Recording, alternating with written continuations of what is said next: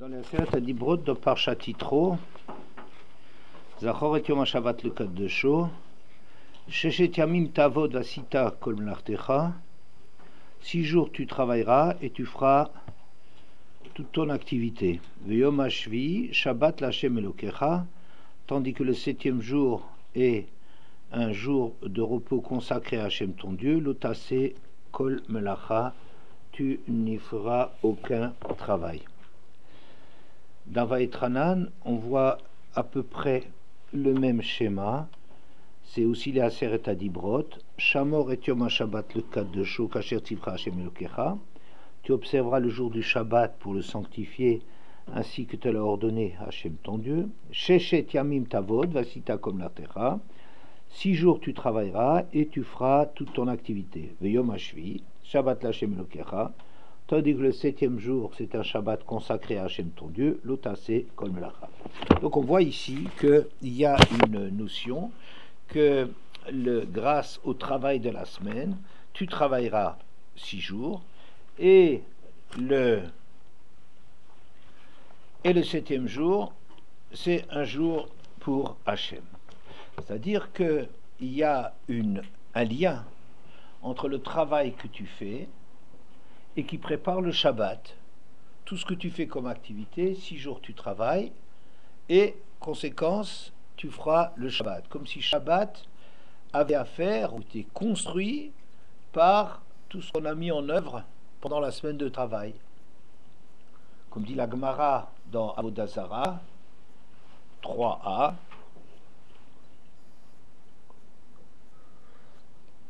Mi shetarach Erev Shabbat Yochal B'Shabbat ou Mi shelo tarach Be'erev Shabbat Me'echan Yochal.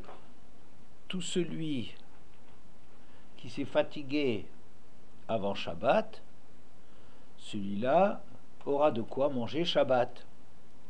Mais quelqu'un qui ne se serait pas fatigué la veille du Shabbat, d'où est-ce qu'il peut manger Shabbat?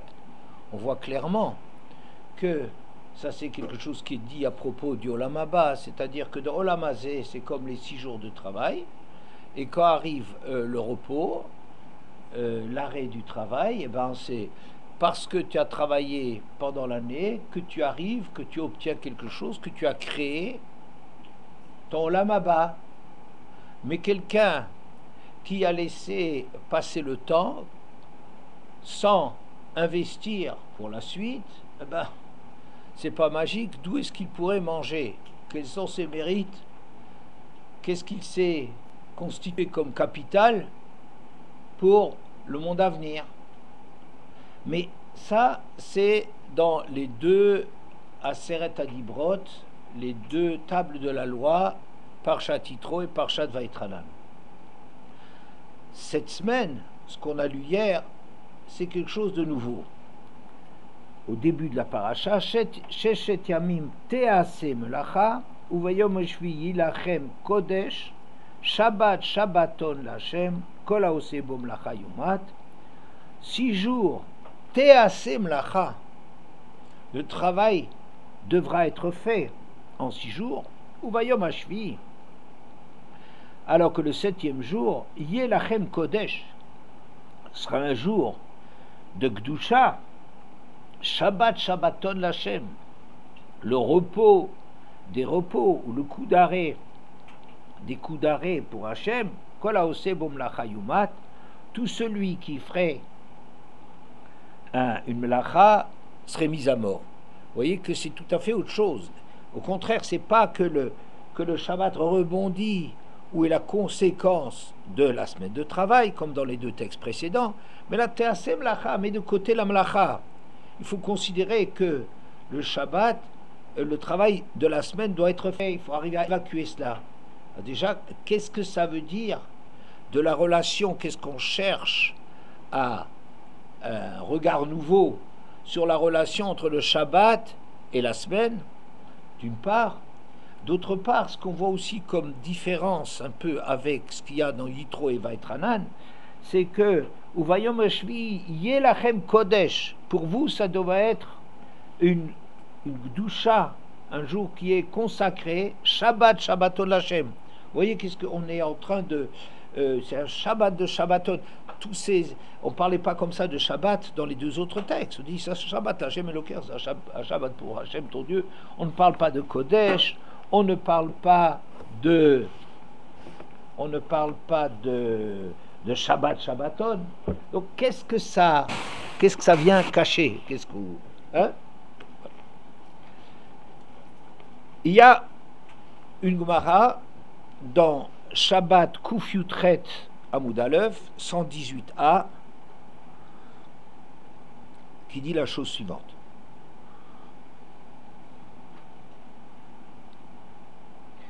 Amar Rabbi Yochanan Mishum Rabbi Yossi. Rabbi Yochanan, au nom de Rabbi Yossi, Kol hamehaneg et ha Shabbat notlilo na'ala beli metzarim. Tout celui qui fait du Shabbat un délice, une réjouissance, on lui donne un héritage illimité. Beli metzarim nachala. Tout celui qui mehaneg et ha Shabbat fait du Shabbat un délice, comme s'il y a un travail à faire du Shabbat quelque chose de superbe, un sujet de jouissance. Celui-là, on lui donne un héritage illimité. Ce qui est drôle, pourquoi un héritage illimité? Qu'est-ce que ça va faire l'héritage illimité avec le fait qu'il soit mehaneg et ha Shabbat?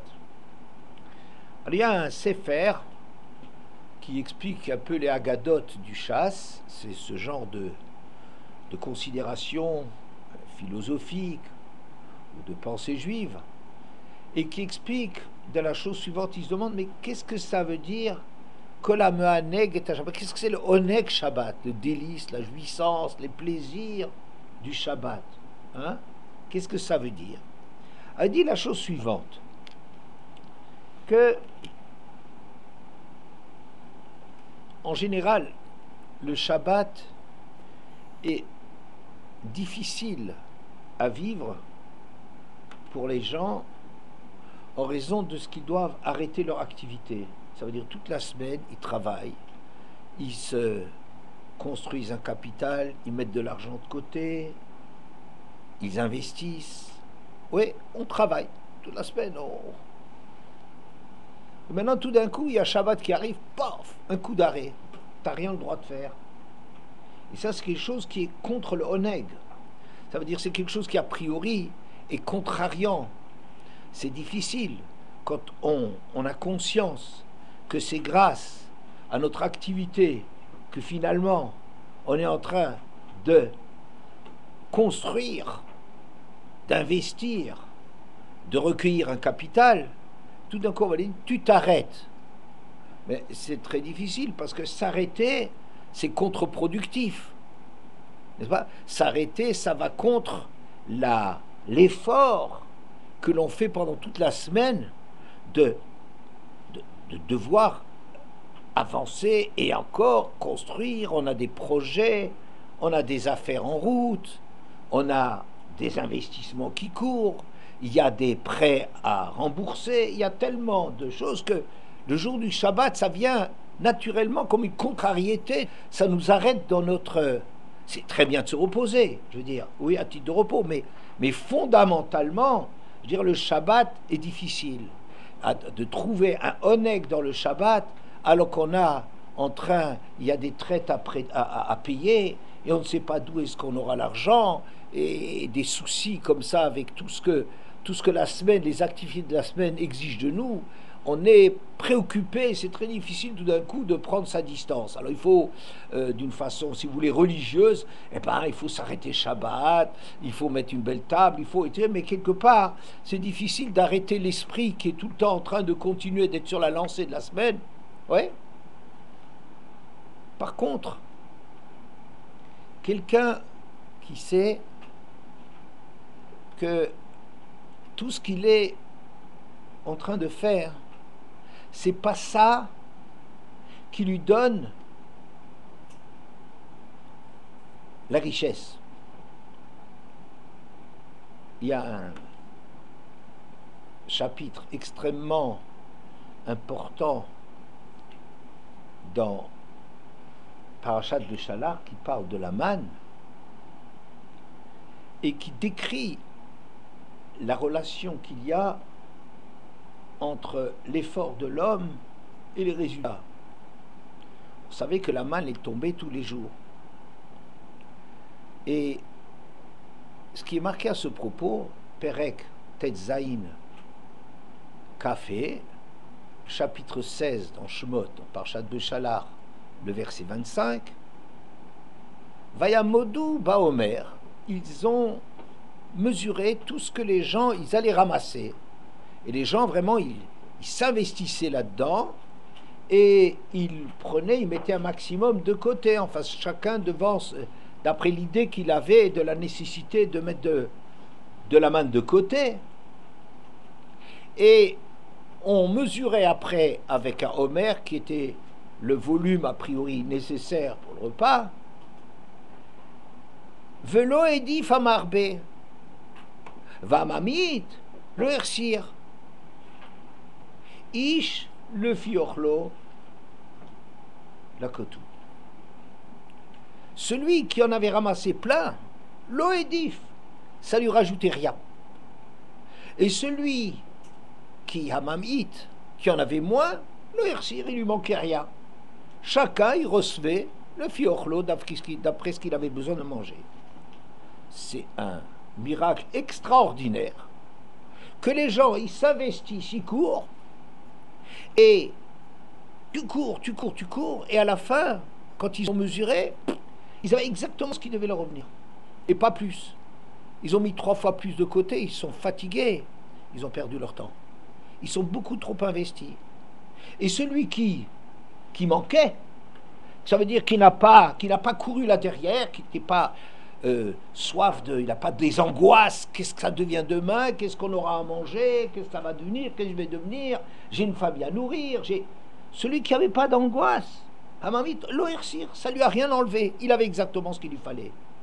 Vous voyez, c'est quelque chose, un chapitre extraordinaire, un laisse extraordinaire, qui nous montre qu'en vérité, la richesse et la pauvreté n'est pas fonction du travail, mais c'est fonction de ce qu'Hachem il a décidé pour toi, de ce qu'Hachem il te nourrit. Alors, Kol Hamaneg et Shabbat, dit ce sefer qui s'appelle Iye Hayam, ce livre qui explique les Agadot, il explique que Hamaneg et Shabbat, c'est celui qui sait que l'homme est créé dans l'Amazé pour être confronté à la nature, aux exigences de la création, et qu'est-ce qu'il va avoir comme relation par rapport à cela? Il y a une obligation, tu dois t'investir dans ce monde. Sheshet yamin tasem lacha. Il faut que tu fasses ton travail. Il faut que tu te mesures à ce défi d'être plongé dans le monde matériel, mais en sachant, en n'oubliant pas que ça n'est pas ton travail qui te nourrit, mais c'est Hachem. Il sait que celui qui en faisait plus, il n'en avait pas plus, et celui qui en faisait moins, il lui manquait rien. Hachem, il donne à chacun ce que chacun a besoin. Donc, celui qui, pendant la semaine, est obligé de travailler, parce que ça c'est une obligation de l'homme de s'investir dans l'Olam Hazé, de se confronter au défi de l'existence d'un monde qui semble échapper à Hachem, du monde de la nature, mais qui lui, au fond, il sait qu'il n'a aucun souci à se faire, parce que ce qu'il doit avoir, il l'aura de toute façon.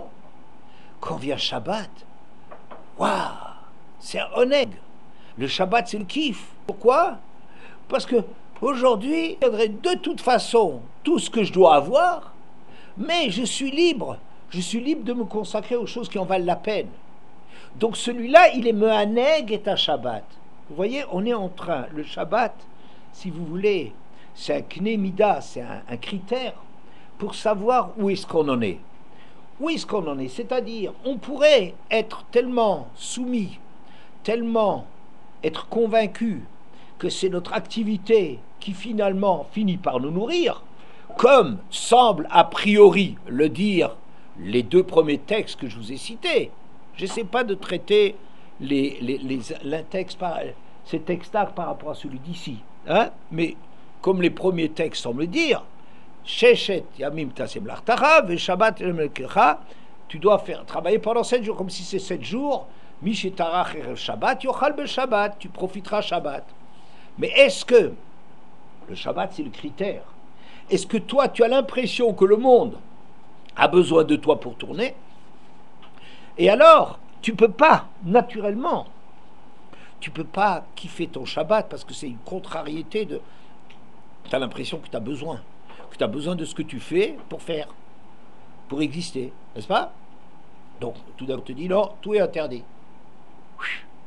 Mais celui qui a une autre vision des choses et qui sait de toute façon, tu dois faire, c'est une mitzvah de faire, mais en vérité, ton action n'est pas l'origine de ta richesse, n'est-ce pas?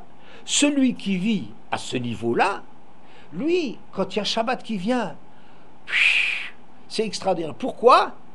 Parce que tu es nourri à la source. C'est Hachem qui te nourrit.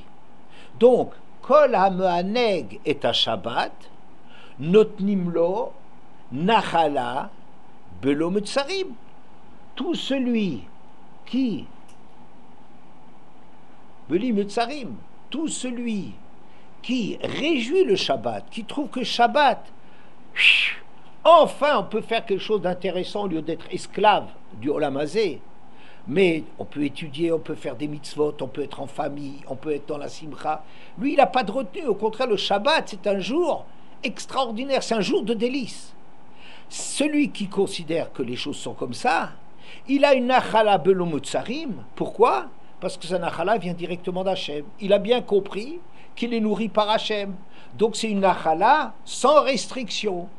Alors que celui qui a l'impression qu'il a besoin de son travail, que le monde et lui-même a besoin de son travail pour obtenir les résultats, celui-là, s'il avait une bracha par le fait d'être Shomer Shabbat, ce serait une bracha dans l'ordre des choses, avec toutes les restrictions, puisque lui, il fonctionne dans la logique que c'est les restrictions, la nécessité du travail qui le nourrit.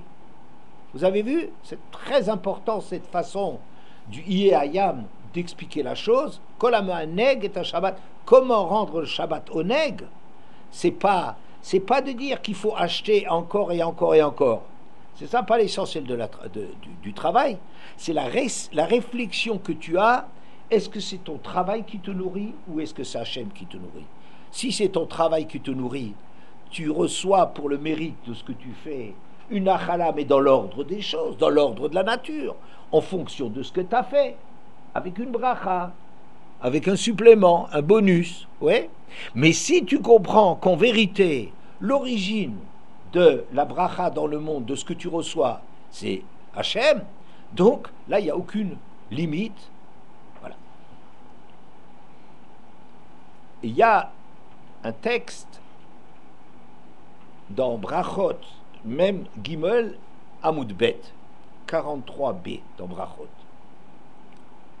Al yafsia psiagasa, chez psiagasa notelet achat mitav kuf bimor enav chez la dame, mai takante liadre be kidusha de be shimsha. C'est un texte en araméen, donc vous n'avez pas tout de suite compris la traduction, sans doute. Il ne faut pas faire de grandes enjambées, parce que tout celui qui fait de grandes enjambées, ça lui retire 1/500 de la vision des yeux. Il perd un peu de son acuité visuelle. Vous me direz 1/500, c'est vraiment ridicule, ça se remarque même pas. Ouais. Quoi qu'il en soit, je réexpliquerai cela. Et Maïtakante, comment ça se répare? Ben, tu le répares pendant le kidouche de vendredi soir. Ouais. Quel est le pshat? Alors, je sais pas, pour donner ce pshat, ça vient en partie de ce texte que j'avais lu, mais il y a tellement longtemps, je crois qu'il y a plus que 50 ans, j'ai lu ce texte, de Avraham, l'explication un peu d'Avraham Epstein. Et quelle est ma participation à moi pour l'explication? Je ne sais pas. Quoi qu'il en soit, je vous propose le pshat suivant.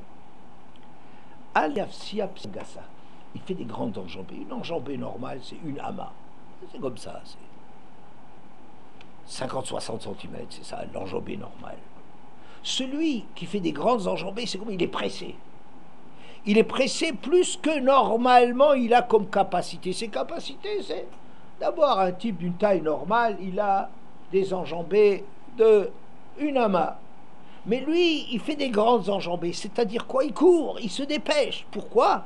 Parce qu'il est tellement convaincu que cette activité est nécessaire, qu'il y a une urgence à travailler, à construire.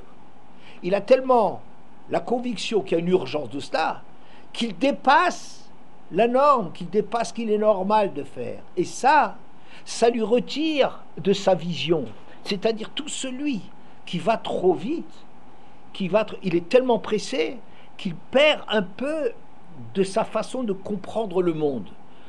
Et un 500e, je dis pourquoi un 500e?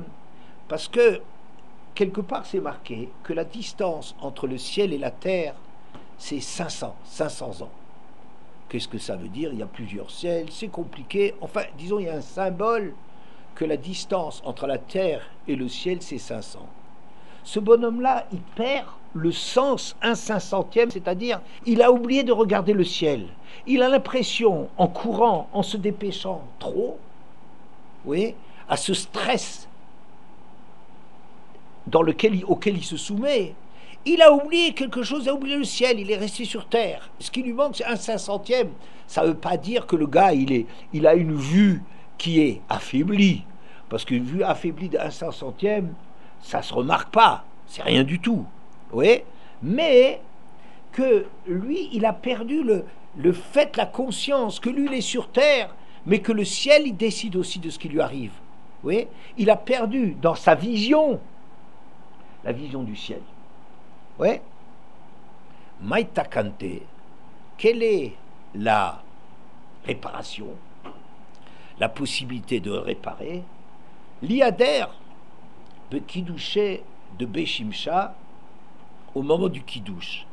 Qu'est-ce que ça veut dire le moment du Kidouche? C'est là où on bascule du Chol au Kodesh, n'est-ce pas? On bascule du Chol au Kodesh. Ça veut dire que si il se rend compte en vérité que maintenant il rentre dans une nouvelle dimension qui s'appelle la dimension du Shabbat, qui s'appelle la Gdusha. Ça veut dire une dimension qui n'est pas prisonnière des contingences matérielles, des exigences du monde matériel, mais que lui, il se rend compte que il sent quelque chose. Ah, Shabbat, il y a une espèce de noucha, le nefesh yetera, oui, une autre neshama yetera. Il sent qu'il se passe quelque chose en lui, il sent qu'il y a de la grandeur. Alors, ce moment-là où il va rentrer dans Shabbat, il peut, s'il est attentif à cela, se rendre compte, tu vois, Shabbat, c'est un autre monde qui existe. Tu as oublié ton Shabbat pendant la semaine, tu t'es pas soucié du Shabbat, tu as été tellement pris par les impératifs immédiats que tu as oublié de regarder le ciel. Et bien maintenant, sache que tu as la possibilité de sentir que le monde en vérité, c'est pas un monde uniquement naturel. Oui. Et donc, si tu es attentif à cela, eh ben, ça te remet l'importance du ciel dans ta vie. Et c'est ça la Gdusha que tu sens. Alors, je pense que la question qu'on avait, qu'est-ce qu'on est en train de dire dans notre paracha, quand on est en train de dire que Sheshet Yamim Teaseh Melacha, le travail il est fait pendant la semaine. Et après, il dit qu'est-ce qu'on veut dire par là? Et le verset continue, V'yom ha-Shabbat, oui,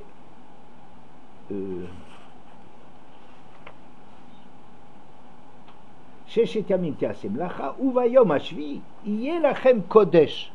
Shabbat, c'est une dimension de Kodesh. Shabbat, Shabbaton Hashem. On est en train de parler de Kodesh. On est en train de parler de Gdusha. On est en train de parler d'un repos de la nature. Toute la nature, elle retrouve son équilibre.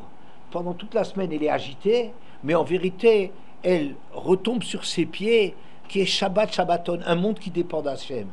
Qu'est-ce qu'on veut nous dire par là? Que pourquoi est-ce que le travail doit être considéré comme fait?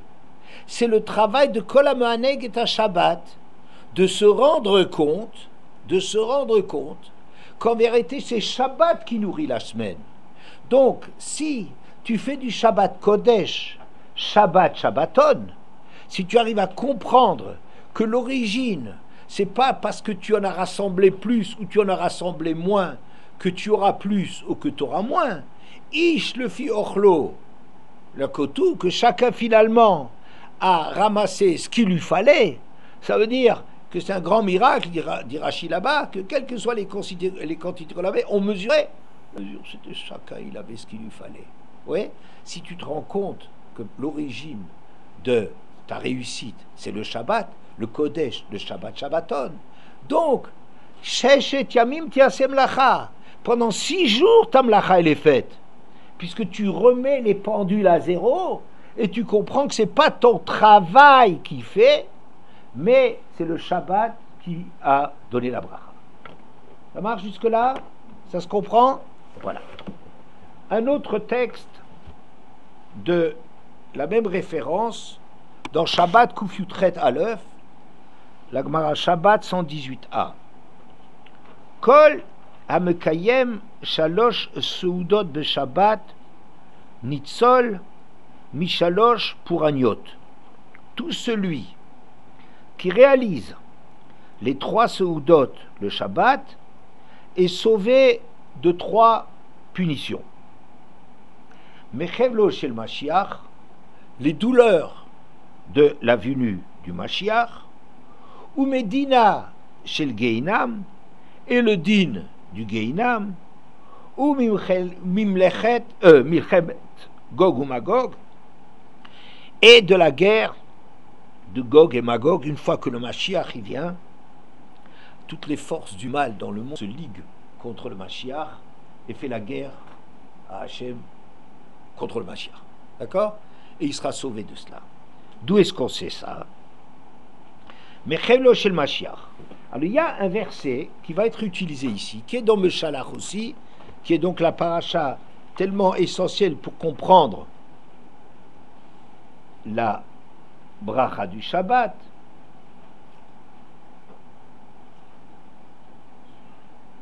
Vayomer Moshe, les gens ils ont rassemblé une double part le vendredi dans la tente du Shabbat. Alors, Vayanichu oto adaboker, donc une part ils l'ont mangé pour le vendredi, et celle du Shabbat, la bracha du Shabbat et la gdusha du Shabbat faisait que la manne, elle n'était pas du Shabbat, elle est venue déjà de Erev Shabbat. Ils l'ont laissé ainsi que l'avait ordonné Moshe, velo ivish, et ça n'a pas pourri, verima lo aitabo, et il n'y avait pas Rima Hassan, il n'y avait pas cette vermine, la vermine, il n'y avait pas de vermine qui a touché la manne. La manne était. Vayomer Moshe, et Moshe leur a dit, Ichlou, mangez-le, Hayom, aujourd'hui. Ki Shabbat, Hayom, l'Hachem, qu'aujourd'hui, c'est Shabbat pour Hachem. Hayom, l'homme d'Imtseu Basadeh, aujourd'hui, vous n'en trouverez pas dans les champs.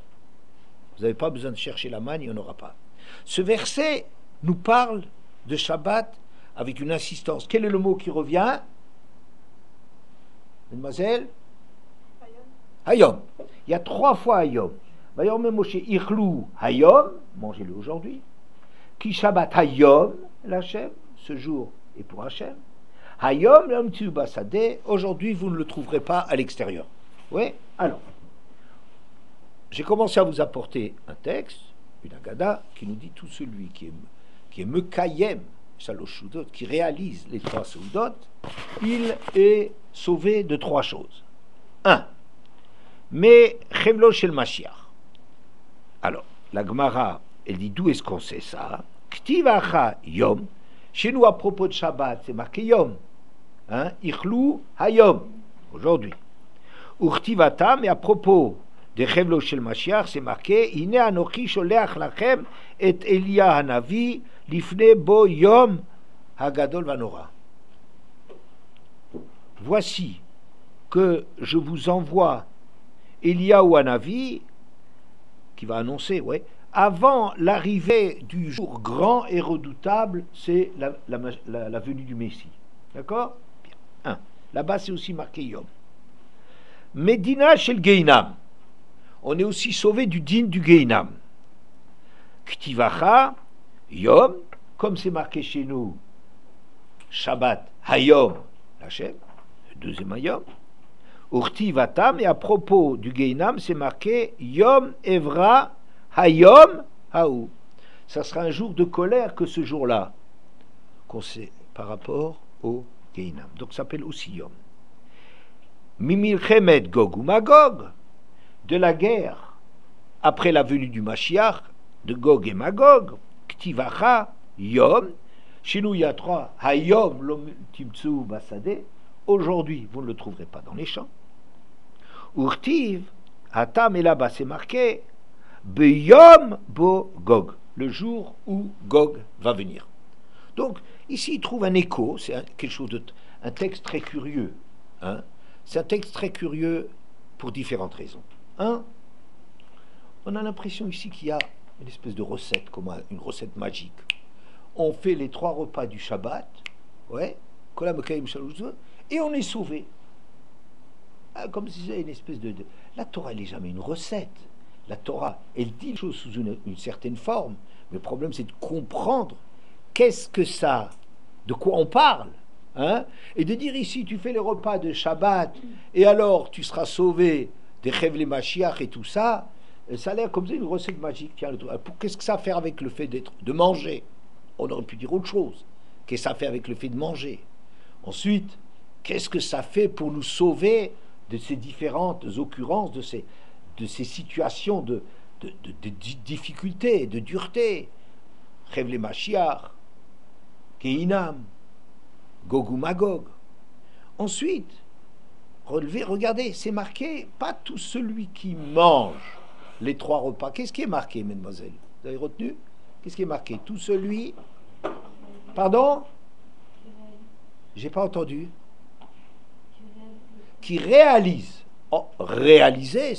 Pourquoi tu dis pas simplement tout celui qui mange les 3 repas? Ça y est, ça le protège. Non, il réalise, Amekayem, qui réalise cette mitzvah des 3 repas. C'est bizarre comme façon de le dire. Alors,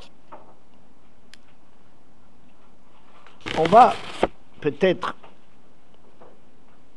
essayer d'expliquer cela.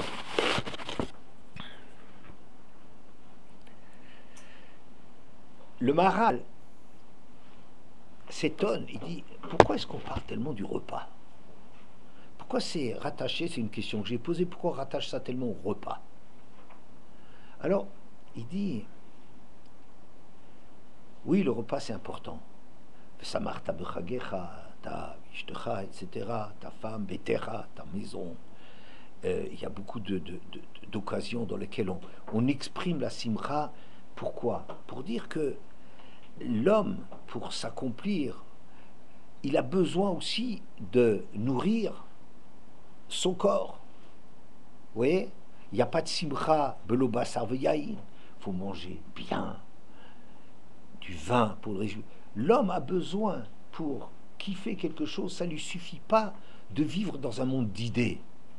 Le Shabbat, c'est très beau, il y a des belles choses à dire sur Shabbat. Ça ne suffit pas pour le oneg. Le oneg, c'est le fait, cette espèce un délice, ça veut dire, il manque rien. Le top, c'est que même pour le corps, qui est quelque chose qui est un peu négligeable ou négligé parfois, et bien même le corps, il doit être nourri. Donc tout celui qui est me'aneg, tout celui qui a lui donné un délice, eh ben c'est même nourrir son corps. C'est pour ça qu'on parle ici qu'il y a 3 occasions dans lesquelles on nourrit le corps. Qu'est-ce que c'est ces 3 occasions? Alors, vous savez que les tfilotes de Shabbat, elles sont différentes. La tfila du vendredi soir insiste sur quoi? Il faut faire Shabbat à titre de quoi? Est-ce que quelqu'un sait? Parce que Dieu a créé le monde. Oui, que le monde est parfait, le monde créé par Hachem. D'accord? C'est un. Le Shabbat matin, la tfila est sur la base que... Très bien. Que c'est marqué dans les Luchot, et d'ailleurs Matan Torah, c'est passé un Shabbat. Oui. Il y a, dans la Torah, il y a une place essentielle pour Shabbat. Zachor et Yom HaShabbat. Shamor et Yom HaShabbat. Oui? Bien. 3e, Shabbat Mincha, c'est sous le signe de quoi? Ata echad v'shimcha echad umikamcha Israël goy echad ba'aretz. Tu es un. Ça veut dire qu'il y aura une unité, qu'on trouve qu'en vérité, tout revient à Hachem. Bien. Alors, si vous réfléchissez, on a ici les trois moments qui sont qualifiés de Hayom. N'est-ce pas? Qu'est-ce que ça veut dire Hayom? Hayom, ça veut dire que regarde ces journées sous le côté de, alors, vendredi soir, la fin de la création. Oui, la mise en place du monde de la création. 1. Deuxièmement, il y a une autre dimension dans Shabbat, un autre Hayom, qui est Matan Torah. Matan Torah, c'est-à-dire de donner du contenu et de donner une mission à l'homme, la Torah, le limoud, les mitzvot. Troisièmement, il y a une autre dimension encore, qui est que le Shabbat, il va réunir le ciel et la terre. Tout ce Ata Echad, Mikamcha Israël Goy Echad, il y a un peuple juif qui est capable d'unifier cela. Et par rapport à ces 3 dimensions qu'on appelle Yom, parce qu'une dimension on appelle Yom, dit le Maharal, comme c'est marqué Vayer et Vayivoker, Yom Echad. Quand on veut parler d'une dimension, on appelle ça Yom. Hein? Alors le Shabbat, ce Hayom, Hayom, Hayom, qu'on a 3 fois, ça veut dire que dans Shabbat, il y a 3 dimensions, mais chacune de ces dimensions, en vérité, a une Seuda particulière qui la concerne. Oui. Alors le Maharal, il dit par ailleurs, quelque part, il dit la chose suivante. Pourquoi 3 repas? Parce qu'un repas, c'est nécessaire. On ne peut pas vivre sans manger. Ça n'existe pas. 2 repas, c'est la norme. Normalement, nous, on a l'habitude souvent de faire 3 repas. Hein? Mais à l'époque, ils faisaient 2 repas. Ils en faisaient un au milieu de la matinée et un vers 5 heures de l'après-midi. C'est pour ça quand on dit qu'il faut séparer le lait de la viande de 6 heures, parce que c'était ça l'intervalle normal qu'on avait entre le repas du matin et le repas de l'après-midi. Et d'ailleurs, c'est marqué que Ben Arbaïm Tachlou Bassar, le soir, mangerait les cailles, la viande que je vous donne, ou Baboker, Tisbou Lachem, tandis que le matin, vous vous rassasirez de pain. Donc ça veut dire la Torah, elle parle de 2 repas, Ben Arbaïm, vers la fin de l'après-midi, et le matin. D'accord? Alors, 2 repas, c'est la norme. Et 3 repas, c'est le kiff.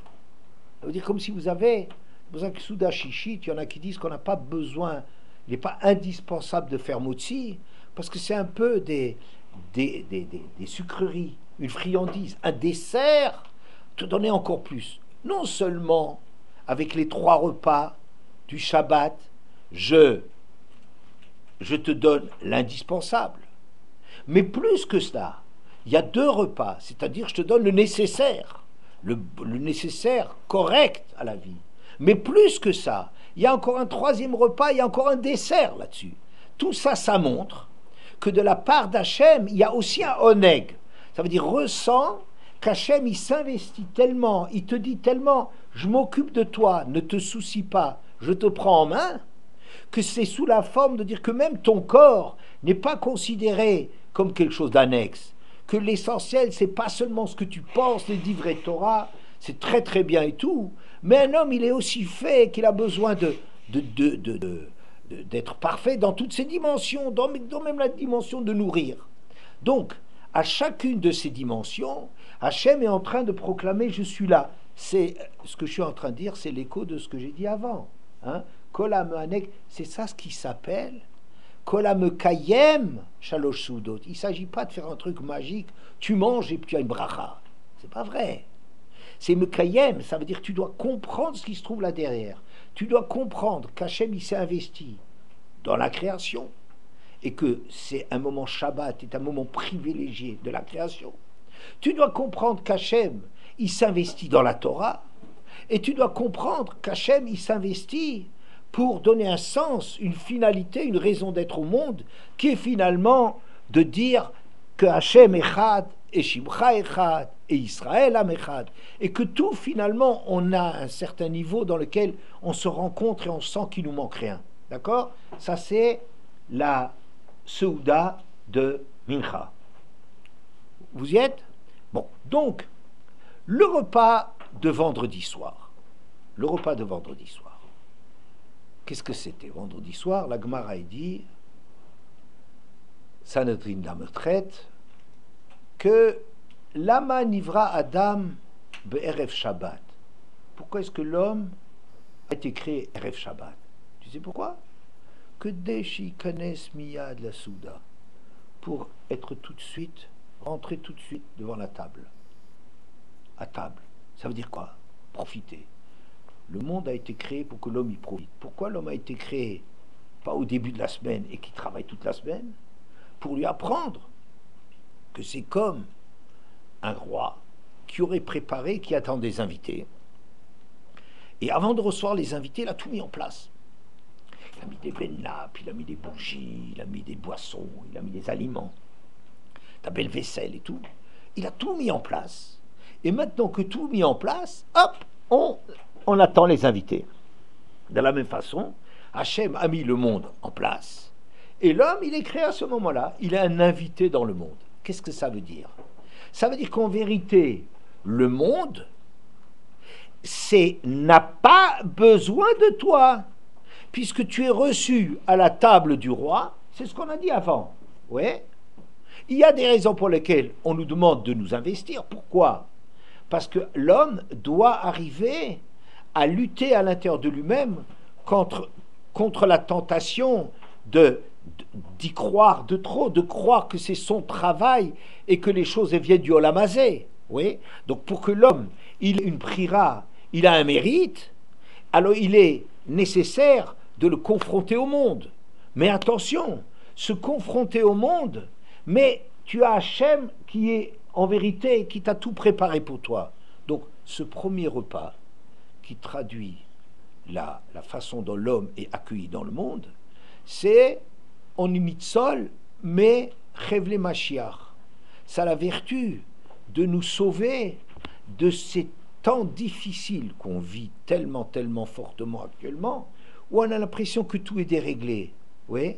Celui qui croit vraiment que le monde a échappé à Hachem, que le monde il est redoutable, qu'Hachem il n'a pas d'emprise sur ce monde, c'est quelqu'un qui est dans le Chevle Mashiach. Hein? Il est Mechevle Mashiach Yutsalu Lirvacha, les Zmirot qu'on chante Shabbat, des Chevle Mashiach Yutsalu Lirvacha. Tu vas regagner la largesse, l'Irvacha, l'air, tu vas avoir de l'espace, Nachala Belomutsarim, par le fait que tu sais que c'est Hachem qui est derrière tout cela. Voyez? Donc, la vertu, le fait de sentir que derrière la création, il y a un apport, une présence d'Hachem qui te donne ce que tu dois faire et qui n'a pas besoin de toi, tu as fait. Toi, tu as besoin de ça pour ta vie personnelle, mais le monde, il n'a pas besoin de ça. Le monde, il marchera très bien. en soi parce qu'Hachem il s'en soucie, oui, celui qui est convaincu de cela, il a une façon à échapper à ce problème qu'il y a dans la création du monde, que le monde a été créé pour être une épreuve, pour que l'homme la surmonte et grandisse, mais ne te soucie pas, c'est une Seouda extraordinaire. Deuxièmement, le monde a été créé aussi pour que l'homme puisse agir. Et ça, c'est la Seouda du matin, le Shabbat.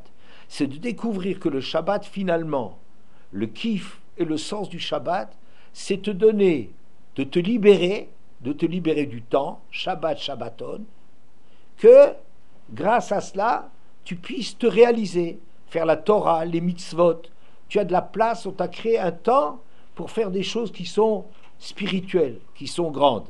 Et si tu réalises cela, si tu comprends bien que le Shabbat, c'est un cadeau qui t'est donné pour grandir, eh bien, c'est ce que tu es, c'est le contrepoison de Gehinam.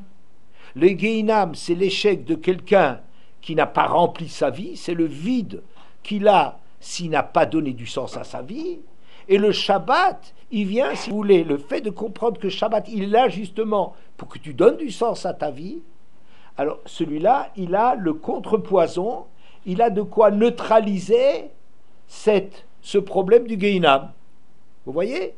Et la troisième occasion, c'est celui qui comprend que dans le monde, quand le Mashiach il va venir, il y a toutes les forces du mal qui sont liées à la création du monde, qui ne veulent pas abandonner la partie, et donc qui se dressent contre le monde d'Hachem, et que c'est ça la guerre de Gog et Magog. Eh bien, les guerres de Gog et Magog, si tu comprends, et tu ne t'étonnes pas, qu'une fois que le Mashiach est là, le monde entier va se coaliser contre lui, parce que Hachem, il va maintenant il fait le tri. Qu'est-ce qui comprend que c'est Hachem qui est la clé de voûte de tout le système? Ou bien, au contraire, on est saisi de découragement de voir que de tous les côtés on est lâché, que le monde est contre nous. Eh bien, ça c'est Ata Echad Shimcha Echad, de sentir qu'Hachem il est jusqu'au bout, il est avec nous pour nous créer notre Shabbat. Voilà.